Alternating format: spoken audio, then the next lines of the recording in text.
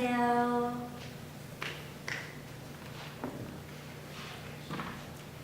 Have you seen a man wishing to live for life as butler or maid? Lo and behold, this slave, having blessed with 3 treasures, happier than the noble, higher than the crown, the water of deep love never dries up in the spring. The river of deep love never ceases from running.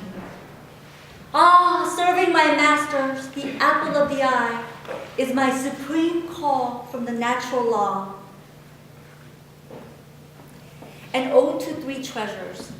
That was a poem my father had written for his 3 children, my 2 younger brothers, Jay and George, and myself. We were his 3 treasures, and he was ours. We were his entire life. And my mom, of course, she was his love and inspiration. My father was a humble man, most gentle in nature, so angelic, kind and honest. He loved his children so much that he left his beloved homeland, his father and his 4 siblings, to come to America so that his children can have a better way of life. How courageous that was for him to make such a hard decision as immigrating to another country for the sake of his children. It was a long and hard journey to get here.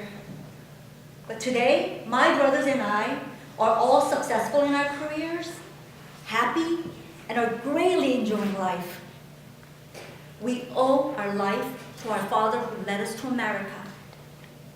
He proved to us that in America, you can achieve your dream with hard work, perseverance, sacrifice, and maybe with a little bit of luck. Tonight, I would like to share with you his story and his struggles as his journey to America begins. I will read excerpts from his memoir, which he had written in May 2001 for his 3 children. My father's journey to America began after a brief encounter with an American serviceman. Here's an excerpt from his memoir titled, An Unforgettable Soldier.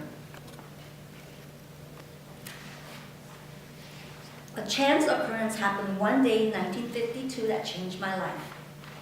It was a beautiful day, and I was coming back from school as usual. I was walking along Songdo Beach with 4 other middle school friends. When we passed by a huge landing ship tank with her stern door wide open as if she wanted to swallow us, we noticed an American in a khaki uniform and cap waving his hands at us. The man in khaki took us inside the ship, showed us around the deck, the bridge, the guns, and then led us into the wardroom.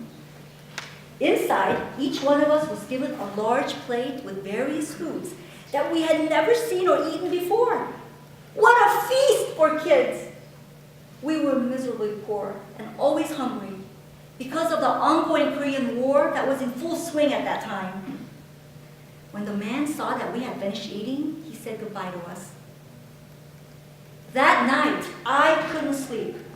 The new experiences I had encountered that afternoon, the excitement of meeting an American serviceman, a grand ship tour, hearing the English language and being exposed to such delicious food was all too overwhelming. This encounter made me decide to major in English. From there, I went on to serve in the Korean Navy, taught English, studied in America, immigrated to the US, and worked for the US government all my life as professor at Defense Language Institute of Monterey, California. To this day, I still thank the kind, warm-hearted officer of the deck from 50 years ago. So what was my father's American dream?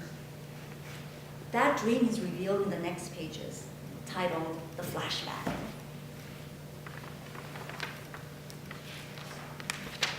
I was raised in a very poor family where skipping meals was common.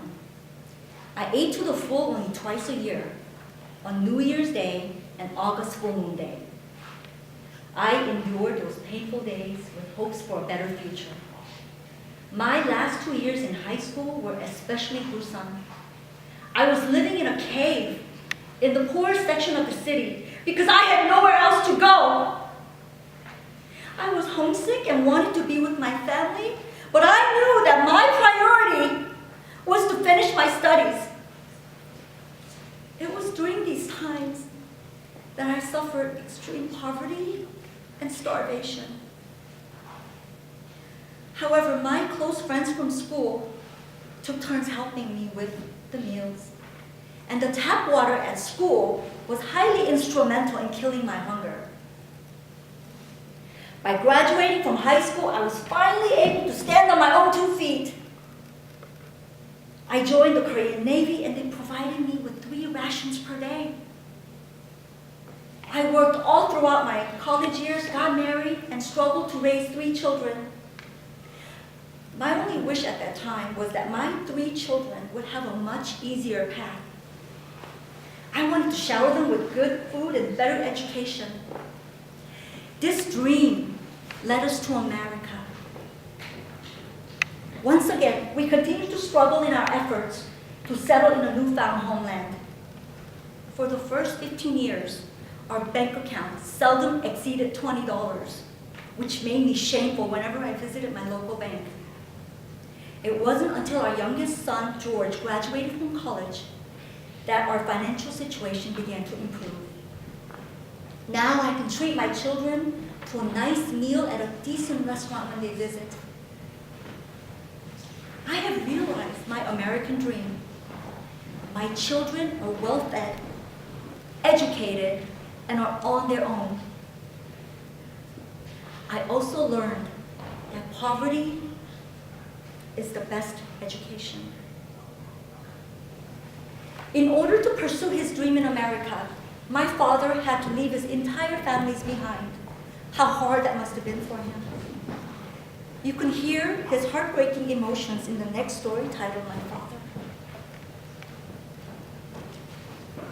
On September 17, 1977, at Gimpo International Airport in Korea, all of our families and relatives came to see us off.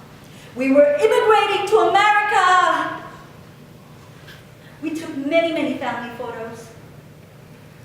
As we were ready to board Northwest Air, my father followed us into the boarding area and said,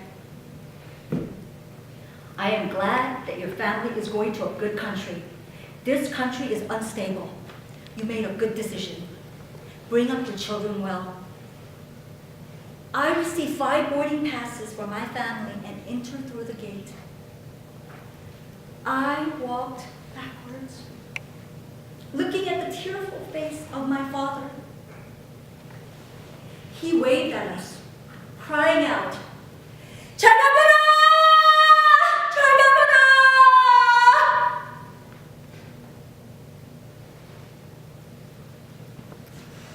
잘 가거라 is a tearful, painful way of saying goodbye to somebody you love so much. I could see from his body language that words were no longer needed, that he was tormented inside. It was the first time in my life that I saw tears on my father's face. The moment I turned the corner, he disappeared. That was the last time I ever saw my father. I greatly admire my father, who respected my decision to move to America. He let me go with his blessings in spite of the fact that I am his eldest son, who in Korea must take full responsibility for the caring of his aging father and family.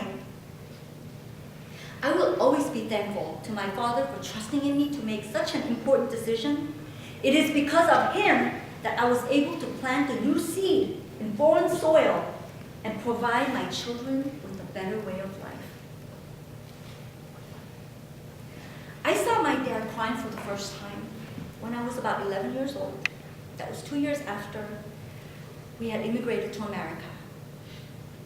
He had just received news that his father in Korea became very ill and had passed away. My dad was not able to go back to Korea to see his father because he could not afford a plane ticket. These are the sacrifices that he made for Road to Freedom for us.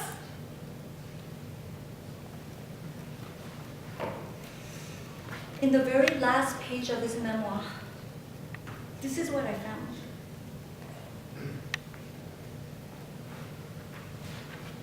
As a father, I tried very hard to be a good role model to all of you. But I wonder if I have satisfied an old saying, one father is better than 100 teachers. To me, you are my three treasures bonded with Chalyun, and unbreakable strong ties between parents and children.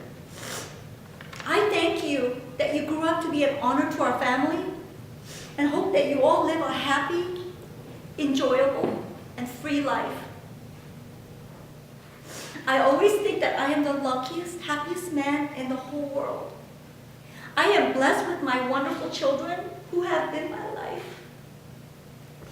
The greatest thing in my life has been being your father.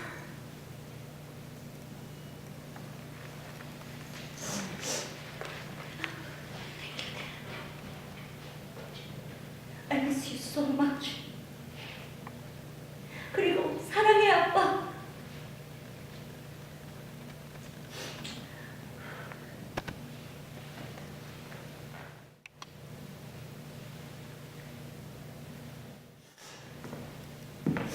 감사합니다.